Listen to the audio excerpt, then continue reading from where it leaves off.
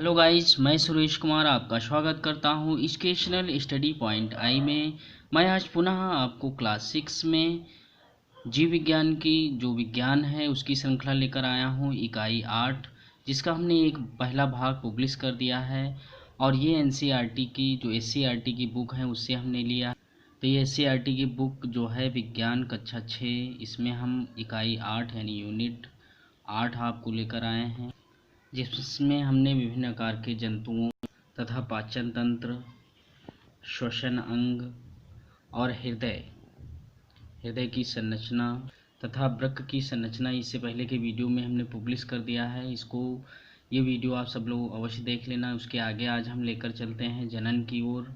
तो जनन क्या होता है, जनन अंग क्या होते हैं, उसको आज हम बताएंगे। और हमारे सही समय पर वीडियो प्राप्त करने के लिए चैनल को सब्सक्राइब कर लेना, ताकि आपको सही समय पर वीडियो प्राप्त हो जाए।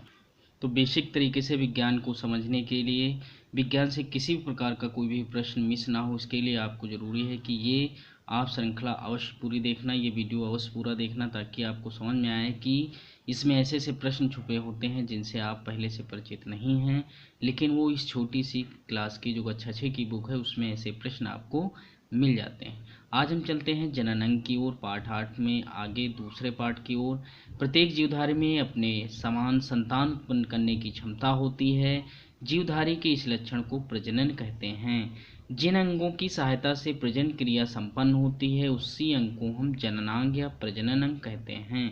कुछ जंतु में नर मादा जनन अंग अलग अलग पाए जाते हैं और इन्हें हम एकलिंगी जंतु कहते हैं। जैसे कुत्ता, बिल्ली, मनुष्य आदि में क्या होता है, नर और मादा दोनों अलग अलग जनन अंग होते हैं। उसी के आधार पर नर मादा जनन अंग जो दो प्रकार के जंतु होते हैं।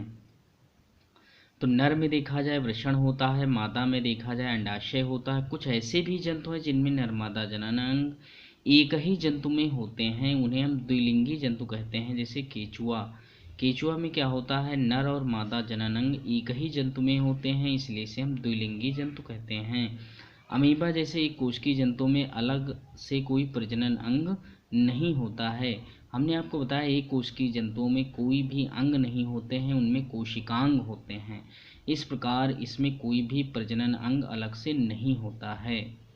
तो आपने प्रजनन समझ लिया। अब हम प्रजनन के आगे मस्तिष्क व नाड़ियाँ यानी तंत्रिकाओं की ओर चलते हैं। अचानक धमाका होने पर हमारे अंदर प्रतिक्रियाएं उत्पन्न हो जाती हैं, हम चौंक उठते हैं। गर्म वस्तु अचानक छू जाने पर क्या होता है, हम हाथ तुरंत हटा लेते हैं। सभी क्रियाएं अपने आप इन पर हमारी इच्छा का कोई प्रभाव नहीं होता है। तो ऐसी क्रियाएं जो अनैच्छिक क्रियाएं कहलाती हैं, यानी जिन पर हमारी इच्छा का कोई भी असर नहीं होता, उन्हें हम अनैच्छिक क्रियाएं कहते हैं। अधिकतर कार्यों को हम दिमाग से सोच समझकर अपनी इच्छानुसार कहते हैं, जैसे पढ़ना, खेलना, बात करना। ये सभी क्रियाएं क्या हैं, ऐच्छिक हैं, क्योंकि आपकी इच्छा पर निर्भर करती हैं। और कुछ ऐसी घटित होती जो हमारी इच्छानुसार नहीं होती, उन्हें हम अनैच्छिक क्रियाएं कहते हैं। शरीर में घटित होने वाली समस्त क्रियाएं नियमन नियंत्रण हमारे तंत्रिका तंत्र द्वारा होता है, जबकि मनुष्य के तंत्रिका तंत्र के मुख्यतः 3 भाग होते हैं। सबसे पहले होता है मस्तिष्क, दूसरा रीढ़ रज्जु, फिर तंत्रिकाएं। यानी मस्तिष्क, रीढ़ रज्जु, तंत्रिकाएं आपस में मिलकर तंत्रिका तंत्र का निर्माण करती हैं। तो मस्तिष्क क्या होता है, मस्तिष्क सभी जो है क्रियाएं हैं उनका मेन भाग होता है। रीढ़ रज्जु सूचनाएं का आवागमन का पथ प्रदान करती हैं और तंत्रिकाएं जो होती सूचनाओं को ग्रहण करके तथा उन आवेगों को ग्रहण करती हैं, ताकि उस क्रिया के प्रति कोई एक दूसरी प्रतिक्रिया संपन्न होती है। सभी एक विशेष प्रकार की कोशिकाओं से मिलकर बनी हैं। इन कोशिकाओं को तंत्रिका कोशिकाएं कहते हैं। तंत्रिका कोशिकाओं की लंबाई लगभग 1 मीटर होती है। ये एक छोर में उद्दीपनों को ग्रहण करती हैं, दूसरे छोर पर संदेशों को भेजती हैं। इस प्रकार देखा जाए तंत्रिका कोशिकाएं हमारे शरीर में उद्दीपन का कार्य करती हैं। अब सूक्ष्म जंतुओं में जैसे अमीबा, स्पंजों में शरीर में कोई तंत्रिका तंत्र नहीं होता, परंतु समस्त शरीर द्वारा संवेदनाएं ग्रहण की जाती हैं। हाइडा, स्केरिस, केचुआ आदि जो जंतु हैं इनमें तंत्रिका तंत्र तो पाया जाता है, लेकिन पूर्ण विकसित नहीं होता है। परंतु समस्त कशेरुकी प्राणी जो कॉर्डेट्स होते हैं, विकसित जंतु होते हैं, उनमें तंत्रिका तंत्र पूर्ण विकसित होता है। तो उसमें विकसित होता है, जबकि अकशेरुकी में विकसित नहीं होता है। अब हम बात करें ज्ञानेंद्रियों की, तो सर्दी में हमें ठंड लगती, गर्मी में हमें गर्म लगती है, स्वाद, एक गंध को पहचानने, हम रंगों में भेद करने, इन सब का ज्ञान हमारे शरीर के विभिन्न भागों द्वारा होता है। तो इन्हीं को हम समझते हैं विशेष अंग होते हैं, जिनको हम संवेदी अंग या ज्ञानेंद्रियां कहते हैं। हमारे शरीर में देखा जाए कान, आँख, नाक, जीभ, त्वचा, ये 5 ज्ञानेंद्रियां होती हैं जिनसे हम ज्ञान प्राप्त करते हैं। क्योंकि विभिन्न वस्तुओं के ज्ञान की जानकारी हमें इन्हीं से होती है, इसीलिए इन्हें हम ज्ञानेंद्रियां भी कहते हैं। क्रियाकलाप की ओर चले तो ज्ञानेंद्रियां कान, आँख, नाक, जीभ, त्वचा बाह्य संवेदनाओं को अपनी उत्तर पुस्तिका में तालिकाबद्ध कीजिए कि किस तरह ज्ञानेंद्रियां जो हैं संवेदनाओं को ग्रहण करती हैं। आगे चलें तो कान क्या है? कान एक श्रवणेंद्रिय है। श्रवणेंद्रिय क्यों कहते हैं? क्योंकि ये सुनने का काम करता है। कान सुनने तथा शरीर का संतुलन बनाने का काम करता है। आपने देखा होगा मछली, मेढक, छिपकली, पक्षियाँ आदि में बाह्य कण नहीं पाए जाते, जबकि स्तनधारियों में खरगोश, चूहा, हाथी आदि में बाह्य कण, जिसे आप कान हमारे शरीर में देखा होगा कान बाहर स्थित होते हैं, इन्हें हम कण पल्लव कहते हैं, यानी बाह्य कण कहते हैं। यानी स्तनधारियों में बाह्य कण होते हैं। इसके अतिरिक्त देखा जाए मनुष्य के कान के मुख्यतः 3 भाग होते हैं। अब कान की संरचना की बात करें तो 3 भाग कौन? सबसे पहले बाह्य कण। बाह्य कण जो आप दिखाई पड़ता वही बाह्य कण होता है। ये कार्टिलेज यानी उपास्थि का बना होता है। क्यों? क्योंकि उपास्थि जो होती लचीली होती है, इसमें रोम युक्त होते हैं। अपने बाह्य कण को छूकर इसका लचीलापन महसूस करिए कि आप इसे चाहे जितना मरोड़िए फिर पुनः अपनी स्थिति में चला जाता है। यानी ये कैसा होता है? लचीला युक्त होता है, यानी इलास्टिक होता है, रबड़ की भांति। तो सबसे पहले हमने बाह्य कण को समझा, अब मध्य कण को समझते हैं। मध्य कण क्या होता है? कर्ण गुहा में स्थित कर्ण, फटे, झिल्ली तथा 3 छोटी छोटी अस्थियां। आप जानते हैं 3 अस्थियां हमारे कान में होती हैं, जिसमें सबसे छोटी जो अस्थि होती है स्टेफिस, वो इसी कान में ही उपस्थित होती है। तो ये 3 अस्थियां होती हैं टोटल, जिसमें सबसे छोटी अस्थि जो होती है जिसे हम स्टेपीज कहते हैं। और तीसरा जो है आंतरिक कण होता है, ये अर्धपारदर्शक झिल्ली की बनी एक कला गहन के रूप में होता है। यानी 3 इस प्रकार हो गए कान के भाग, बाह्य कण, मध्य कण, अंतःकण। और अंतःकण में क्या होता है? अर्धपारदर्शक झिल्ली होती है, जहाँ जिसे हम कान का पर्दा कहते हैं। तो देखो ये कान आपको दिखाई पड़ रहा है, ये बाह्य कण हो जाएगा। मध्य का भाग, यहाँ तक जो भाग होता है इसे मध्य कण कहते हैं, और ये आंतरिक कान कहलाता है। यहीं पर सुनने की मेन क्रिया होती है। यहाँ पर तंत्रिकाएं भी होती हैं जो मस्तिष्क तक सूचना लेकर जाती हैं। तो इस प्रकार बाह्य कण, मध्य कण ध्वनि तरंगों को ग्रहण करके आंतरिक कण तक पहुंचाने का काम करता है, और आंतरिक कण का श्रवण तंत्रिका द्वारा मस्तिष्क होता है। इस प्रकार देखा जाए सुनने का कार्य करता है शरीर में तथा संतुलन भी बनाए रखता है। तो ये कान की आंतरिक संरचना हो जाती है, जिसे आप भलीभांति जानते हैं। कान है अंदर नली के समान, यहाँ पर ये मध्य कण है और ये आंतरिक कण होता है जहाँ पर सुनने का मेन कार्य होता है। अब कुछ और समझते हैं। कुछ जीवधारियों में जैसे मछली, मेढक, छिपकली, पक्षियों में बाह्य कण नहीं होते हैं, परंतु इनमें आंतरिक कण पाया जाता है। अतः इन आंतरिक कणों की सहायता से ये ध्वनि को सुनने का कार्य कर लेते हैं। तो यानी हम इनमें बाह्य कण नहीं होता, लेकिन अंतः कण के माध्यम से सुनने का कार्य होता है। अंतः कण ही मेन सुनने का कार्य करता है। आगे चले तो आँख होती है। आँख भी हमारी है, इसे हम दृश्येंद्रिय कहते हैं। आँख द्वारा देखने का कार्य होता है। आँखें वस्तुओं का आकार, आकृति, रंग, प्रकाश, अंधकार आदि का अनुभव करती हैं, इसलिए इसे हम दृश्येंद्रिय भी कहते हैं। तो ये देखो आँख की संरचना है, इसको आप आगे की उच्च कक्षाओं में आँख की संरचना को विधिवत पढ़ेंगे। मनुष्य की आँख की अगर देखी जाए तो मनुष्य की आँखें कपाल यानी खोपड़ी में जो है, खोपड़ी का जो अग्रभाग होता है 2 कोटर होते हैं, उन्हीं कोटरों में आँखें जो हैं दोनों सेट होती हैं। नेत्र कोटरों में आँखें सुरक्षित रहती हैं, और आँख जो है केवल 1/5 भाग ही दिखाई देता है। 1/5 का भाग मतलब 5 भागों में 1 भाग दिखाई पड़ता है, जबकि 4 भाग अंदर ही होते हैं, छुपे होते हैं। तो इनकी सुरक्षा में पलकें, बरौनियाँ सहायक होती हैं। मनुष्य की आँख एक पारदर्शी उत्तल लेंस होता है। आँख में एक मांसपेशियों का बना उत्तल लेंस होता है। और ये पूछा गया है कई बार कि मनुष्य की आँख में क्या होता है? उत्तल लेंस होता है, उत्तल लेंस होता है, दर्पण होता है, ये सारी बातें पूछी जाती। तो आप ध्यान रखना उत्तल लेंस होता है। और इसी लेंस के द्वारा वस्तु प्रतिबिंब की जो है प्रतिबिंब आँख के अंदर आँख के अंदर बनता है, उसी चित्र को मनुष्य देखता है। क्या आपने सोचा है, क्या आप जानते हैं कुछ जंतुओं में आँखें ही नहीं होती हैं, तो कैसे देखते होंगे? जैसे केंचुआ में आँखें नहीं होती हैं। तो कीटों की आँखें अन्य जंतुओं से भिन्न होती हैं, जिन्हें हम संयुक्त नेत्र कहते हैं। यानी इनकी, जैसे मक्खी में देखा होगा, आँखें दोनों आपस में जुड़ी होती हैं, इसीलिए हमने क्या कहते हैं, संयुक्त नेत्र कहते हैं। कुछ और भी जाने, नेत्रदान से संबंधित कुछ बातें समझते हैं। चिकित्सा विज्ञान में दृष्टिहीनता का निदान मृत मानव की पुतली प्रत्यारोपण में खोज निकाला है। अब ध्यान रखना है कि जो आँखों का दान होता है उसमें क्या दान होता है, उसकी पुतली जो है वो उसका प्रत्यारोपण किया जाता है। तो किसी भी व्यक्ति की मृत्यु के बाद 8 घंटे के अंदर पुतली निकाल कर संरक्षित कर ली जाती है और 72 घंटे में किसी भी व्यक्ति को में प्रत्यारोपित की जा सकती। किसी भी उम्र के व्यक्ति की पुतली प्रत्यारोपण की किसी भी उम्र के व्यक्ति के में की जा सकती है। नेत्रदाता अपने जीवन काल में स्वेच्छा से नेत्रदान की घोषणा कर देता है तो उसके नेत्र का मरणोपरांत दान में लिया जा सकता है।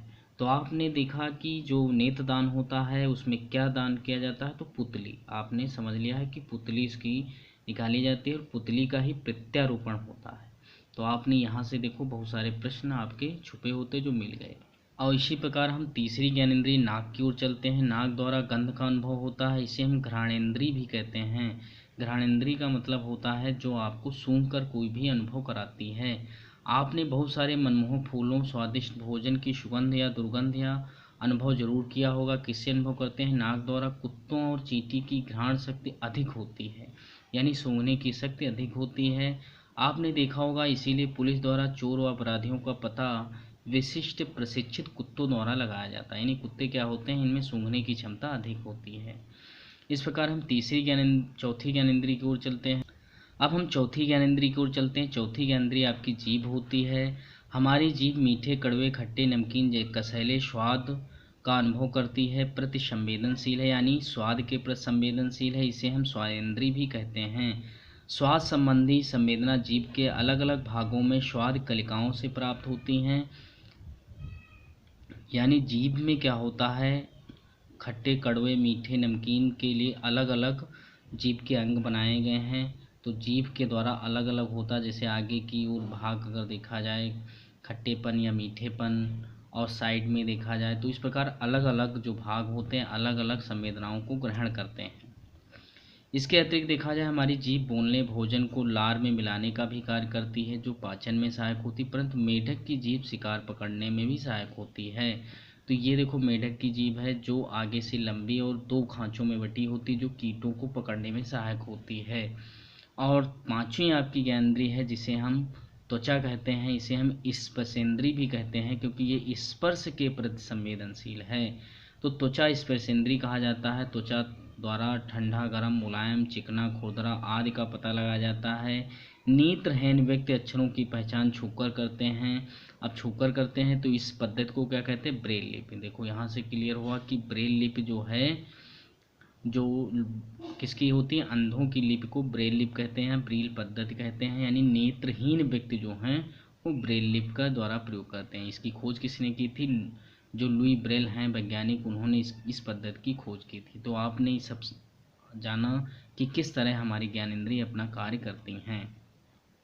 अब चलते हैं मानव तथा अन्य जंतुओं के कंकाल की ओर। मकान को बनाने के लिए सीमेंट, बालू, ईंट, सरिया द्वारा पिलर बनाए जाते हैं और इन पिलर के सहारे मकान का ढांचा फिर एक बृहद मकान बनाया जाता है, बड़ा सा मकान बन जाता है।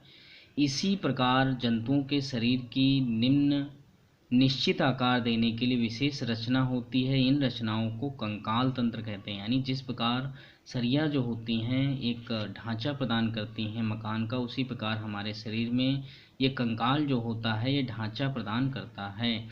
तो शरीर सिकुड़कर, अगर जो ये कंकाल तंत्र ना हो तो क्या होगा, हमारे शरीर को सिकुड़कर मांस का एक गोला जैसा प्रतीत होगा। जंतुओं में कंकाल 2 तरह से होता है। एक त्वचा के ऊपर होता है पाए जाने वाले कंकाल को बाह्य कंकाल कहते हैं। बाह्य कंकाल आप समझ रहे होंगे, ये बहुत लोग नहीं जानते होंगे कि बाह्य कंकाल क्या होता है। बाह्य कंकाल बाल क्या है, कंकाल के ही रूप हैं। नाखून है, सींग है, खुर हैं, ये सब क्या है, ये बाह्य कंकाल में आते हैं। और एक होता है त्वचा के भीतर पाए जाते हैं, जैसे अस्थ हैं, उपास्थि, ये क्या कहलाती हैं, अंतः कंकाल।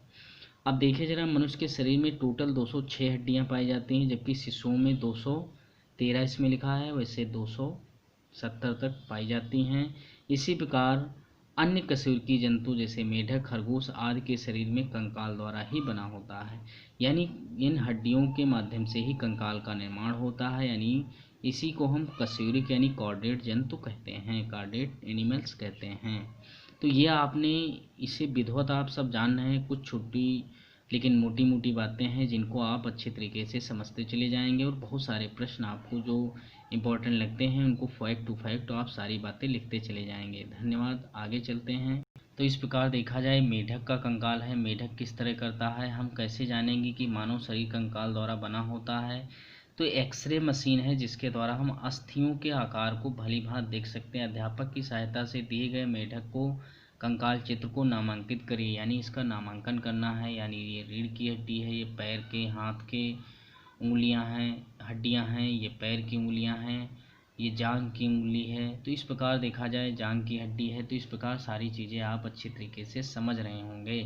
अब कंकाल की बात करें तो अच्छी कंकाल और बंधी कंकाल होता है। अच्छी कंकाल की बात करें तो अक्ष में जो हो तो खोपड़ी, कशेरुकदंड और ओस्थ और पसलियाँ ये जो होती हैं ये आपकी अच्छी कंकाल के अंतर्गत आती हैं। अनबंधी कंकाल में हाथ पैर की हड्डियाँ, इसे हम बाह्य कंकाल भी कहते हैं, यानी बाह्य रूप से स्थित होता है। तो इस प्रकार देखा जाए, ये हाथ पैर की अस्थियाँ हाथ में 30-30 होती हैं, पैर में भी 30-30 होती है। इस प्रकार 30-30 60 और 120 टोटल अस्थियाँ जो हैं हाथ पैरों में ही होती हैं। और मेखलाएँ होती, मेखलाएँ दो प्रकार की अंश मेखलाएँ होती हैं, और तो आप जानते हैं अंश मेखलाएँ जो होती हैं दो होती हैं शरीर में, हमारे कंधे में होती दो इधर यानी टोटल 4, और कमर में सोड़ मेखलाएँ होती हैं। इस प्रकार टोटल 6 सोड़ मेखलाएँ होती हैं। 120 अस्थियाँ ये होती हैं, और खोपड़ी में आपकी अस्थियाँ कशेरुकदंड और उरोस टोटल मिलाकर ये अस्थियाँ 80 होती हैं। 120 ये हो गई, 120 और 80 कितनी हो गई 200, और 6 हो गई अंश और सोड़ मेखलाएँ टोटल हो गई 206 अस्थियाँ होती हैं। इसको जब हम आगे बताएंगे आगे की उच्च कक्षाओं में तो आपको डिटेल से बताएंगे। आगे चलते हैं। अच्छी कंकाल। अच्छी कंकाल में खोपड़ी, कशेरुकदंड, उरोस्थ की हड्डियां होती हैं। खोपड़ी गर्दन के ऊपर टिकी रहती है। खोपड़ी में टोटल 28 अस्थियां होती हैं। खोपड़ी में 28 अस्थियां टोटल होती हैं, जो दो भागों में बटी होती हैं, कपाल में और चेहरे की। कपाल में होती हैं 8 अस्थियां और चेहरे में होती हैं 14 अस्थियां। चेहरे में नाक, कान, आँख, जबड़े में अस्थियां टोटल 20 होती हैं, जो संवेदी अंगों का कार्य करती हैं। कपाल में 8 अस्थियां होती, तो अभी हमने बताया था कपाल में 8 होती हैं, चेहरे में 14 होती हैं, कान में 6, तो 8 6 14, 14 और 8, तो 8 हो गई खोपड़ी में, 6 हो गई कान में, 3 इधर 3 उधर, तो टोटल 14 और 14 हो गई चेहरे में, 28 और एक गर्दन में होती है जिसे हम हाइट बोन कहते हैं। टोटल 29 अस्थियाँ देखी जाए गर्दन के ऊपर होती हैं। फिर हम कशेरुकदंड की ओर चले जिसे हम रीढ़ रज्जु कहते हैं। तो देखा जाए 26 कशेरुकाएँ होती हैं। अपनी उंगलियों के अपने मित्र को गर्दन के प्रारंभ करके पीठ के नीचे ले जाएं तो आप अनुभव करेंगे कि मेरुदंड यानी वयस्क मेरुदंड में 26 और शिशु जो होते हैं यानी छोटे शिशुओं में 33 होते हैं। क्यों होती 33? क्योंकि छोटे बच्चों में जो हड्डियां होती हैं अधिक होती हैं, ये क्यों विकसित नहीं होती इसलिए, यानी विकसित मनुष्य में 26 और शिशुओं में 33 होती हैं। इनको कशेरुक कहते हैं। कशेरुक रीढ़ रज्जु की सुरक्षा करती हैं और हड्डियां मेढक व अन्य कशेरुकी जंतुओं में भी पाई जाती हैं।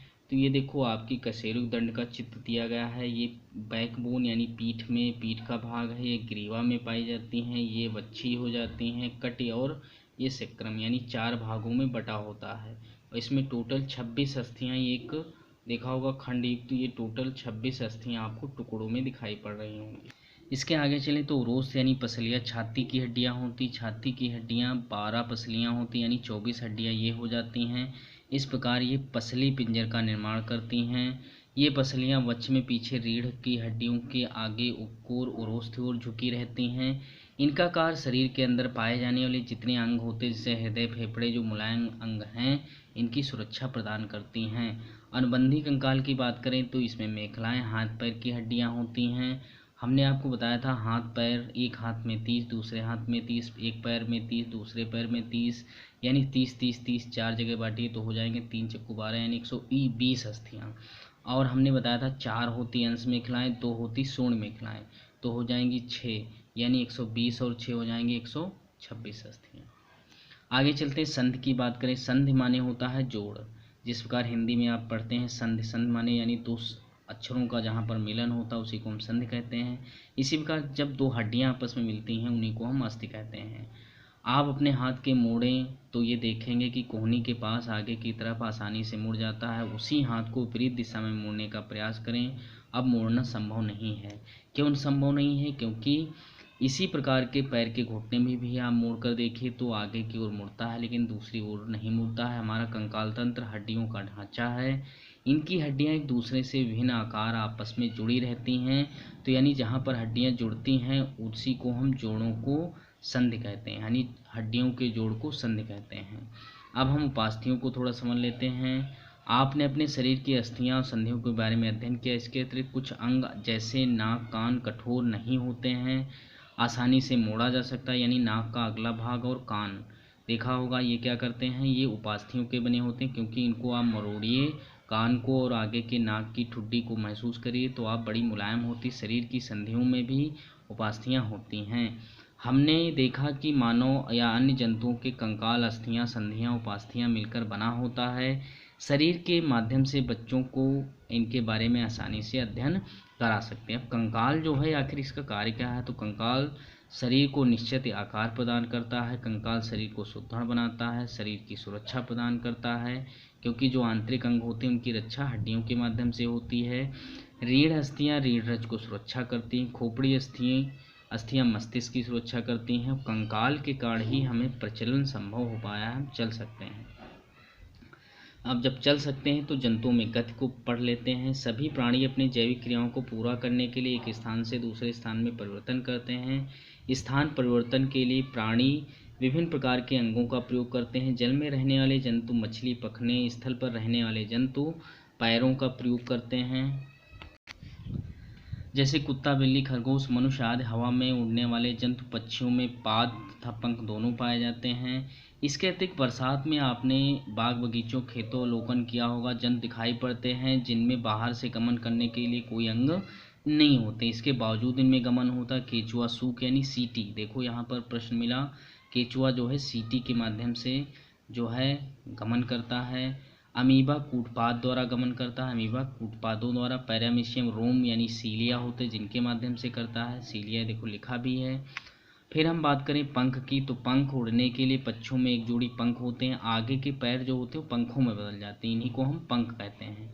पंख अंगपादों का रूपांतरण है। पक्षियों में पंख की भांति पूंछ भी होती है जो उड़ते समय दिशा परिवर्तन में सहायक होती है। तो यहाँ पर कुछ पक्षियों का परिचय लेते हैं। मछलियाँ देखो इसमें पख होते हैं मछलियों में, जबकि पक्षियों में पंख होते हैं जो उड़ने में सहायक होते हैं।